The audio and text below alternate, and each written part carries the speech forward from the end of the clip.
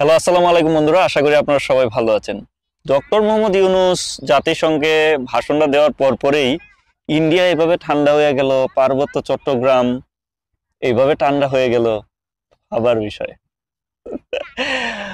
জাতিসংঘ বলেন, আমেরিকাতে ডক্টর মোহাম্মদ ইউনূসের যে সফর, এই সফরে কিন্তু সবচেয়ে প্রায়োরিটি পাচ্ছে যে মানুষটা বিশ্বের নেতৃবৃন্দর কাছে, সেটা হচ্ছে ডক্টর মোহাম্মদ ইউনূস। 3 দিন আগে একটা ভিডিওতে বলছিলাম, ডক্টর মোহাম্মদ ইউনূস জাতিসংঘে ভাষণ দেওয়ার পরে, ডক্টর মোহাম্মদ ইউনূস জো বাইডেনের সাথে সাক্ষাৎ হওয়ার পরে কোনো এক অদৃশ্যভাবে পার্বত্য চট্টগ্রামের যে ঘটনাটা থেমে যাবে। ডক্টর মোহাম্মদ ইউনূসের ব্রেইনটা দেখেন, সে কিন্তু পাকিস্তানের সাথেও সুন্দর সম্পর্ক করতেছে।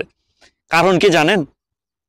পাকিস্তান যদি আমাদের পাশে থাকে, পাকিস্তানের সাথে আমাদের যুদ্ধ হয়েছে, ঠিক আছে, যুদ্ধ পরবর্তীতেও অনেক দেশ খুব সুন্দর সম্পর্ক হয়। যেমন আমেরিকার ভিয়েতনামের সাথে যুদ্ধ হয়েছে, তারপরেও কিন্তু ভিয়েতনামের সাথে কিন্তু এখন সুন্দর সম্পর্ক।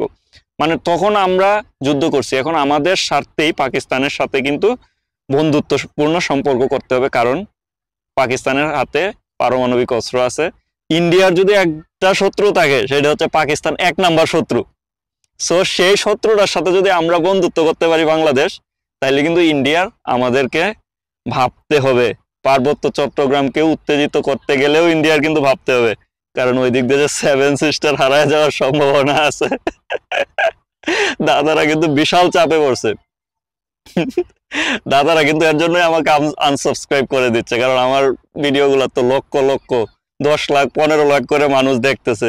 কারণ হচ্ছে ইন্ডিয়ার বিরুদ্ধে আমার দেশের মানুষকে সচেতন করতেই হবে। তোমরা যদি আমাকে সাবস্ক্রাইব না করো, আমার কিছু যায় আসে না। আমার কথা হচ্ছে, 7 সিস্টার, তোমরা যদি পার্বত্য চট্টগ্রাম নিয়ে খেলা করো, আমরা ওই দিক দিয়ে খেলা করব। শেখ হাসিনার বুলেটের সামনে গিয়া কিন্তু বুক পেতে দিছিল, বুক এইভাবে পেতে দিছিল। সেই মানুষগুলাই কিন্তু ইন্ডিয়ার বিরুদ্ধে যদি যুদ্ধ হয়, আমরা যুদ্ধ করতে প্রস্তুত আছি। বুঝেন নাই ব্যাপারটা? আমার দেশের মানুষকে পানি দিয়ে মারবেন, আমার দেশের মানুষকে অস্থিতিশীল অবস্থা তৈরি করবেন গোয়েন্দা তৎপরতার মাধ্যমে, আমার দেশে টাকা লুইটে নিবেন শেখ হাসিনার মতো মানুষদেরকে সাপোর্ট করে। আমরা ইন্ডিয়াকে বন্ধুত্বপূর্ণ সম্পর্ক তৈরি করব, ইন্ডিয়াকে আমরা ভালোবাসবো যদি আমাদেরকে ইন্ডিয়া ভালোবাসে, আমাদের দেশের মানুষকে ভালোবাসে। শেখ হাসিনার মতো ডিকটেটরকে যদি প্রধানমন্ত্রী বানায়া তোমরা আমাদের দেশের মধ্য দিয়ে যা চাইবা তুমি তাই নিয়ে যাবা, আমাদের দেশের রেল, আমাদের দেশের রাস্তাঘাট, তোমরা যা চাবা তোমরা তাই নিয়ে যাবা, তাহলে তো এটা তো আমরা হইতে দিব না। ডক্টর মোহাম্মদ ইউনূস আমেরিকা যাওয়ার সাথে সাথেই কিন্তু ভারতের পররাষ্ট্রমন্ত্রী বলছে যে আমরা বাংলাদেশের সাথে সম্পর্ক আরো সুন্দর করতে চাই। মানে এখনই কেন তোমার বলতে হইলো? অলরেডি কিন্তু ইন্ডিয়া দৌড়াদৌড়ি শুরু হয়ে গেছে। ইন্ডিয়া মোদী সরকার নিজের ক্ষমতাটা টিকায় রাখতে পারে নাকি দেখুক। চলো মুম্বাই, দেখছেন না হ্যাশট্যাগ দেওয়া যে শুরু হয়েছে?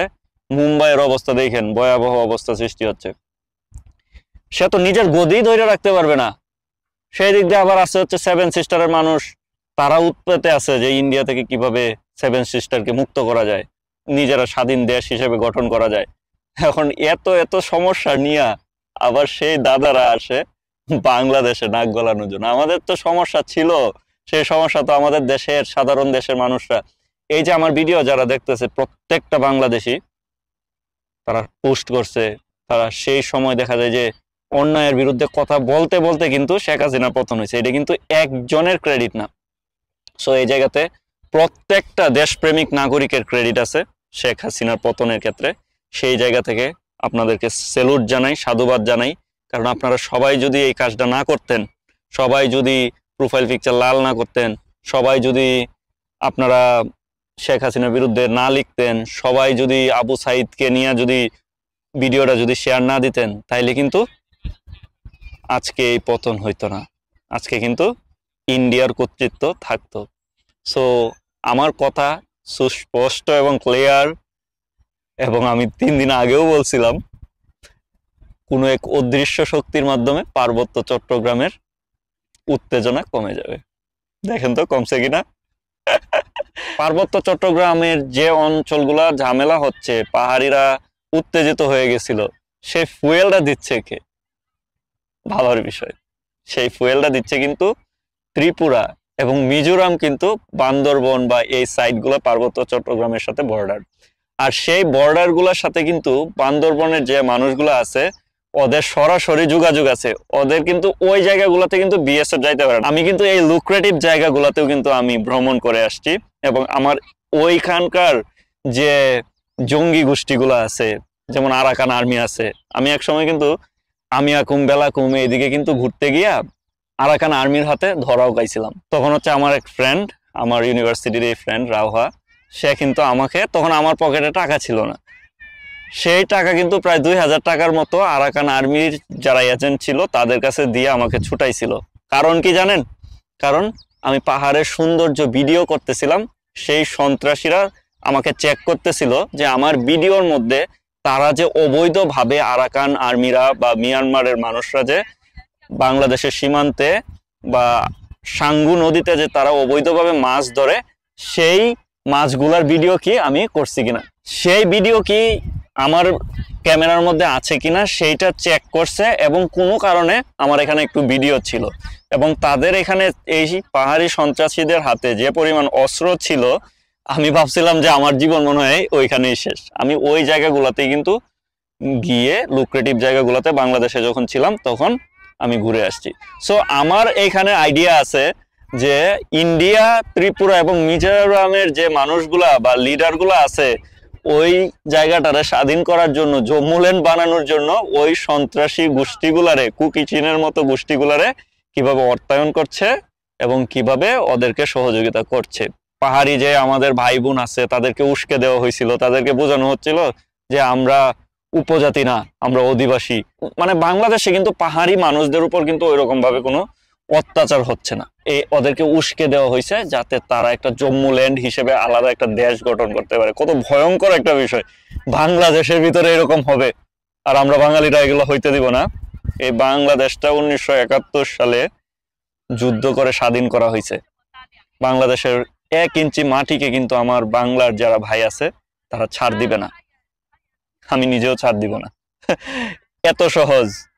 ইন্ডিয়া থেকে আপনাদেরকে উস্কে দিবে আর আপনারা হচ্ছে যে বাংলাদেশের সার্বভৌমত্বের মধ্যে দেখা যায় যে একটা অরাজকতা চালাবেন, সেটা হোক বা পাহাড় হোক বা সমতল, কোথাও এই জিনিসটা হইতে দেওয়া যাবে না।